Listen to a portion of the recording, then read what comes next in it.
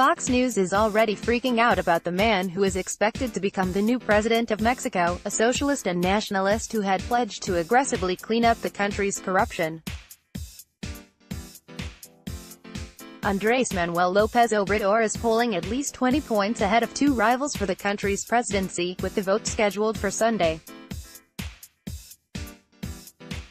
López Obrador is wildly popular with the nation's poor, and among his symbolic promises are to sell the presidential plane and to turn the presidential palace into a public park.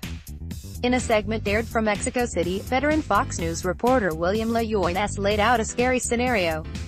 He is a nationalist.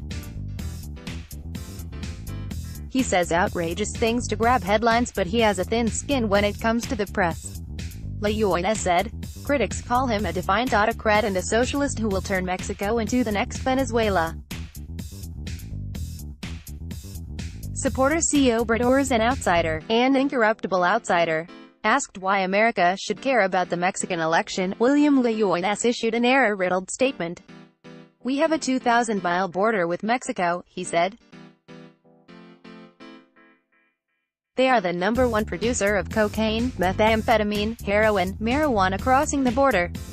Contrary to what Fox News reported, Mexico has only grown coca for a few years, and in tiny batches. Cocaine comes from Colombia. Most American marijuana comes from California. Layones then said that the United States likely would not get along well with Trump and the U.S. But the brash leftist nevertheless hopes for good relations with the United States, telling the New York Times that his country cannot afford to do otherwise.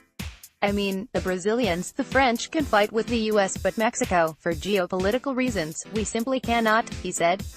Watch the segment below.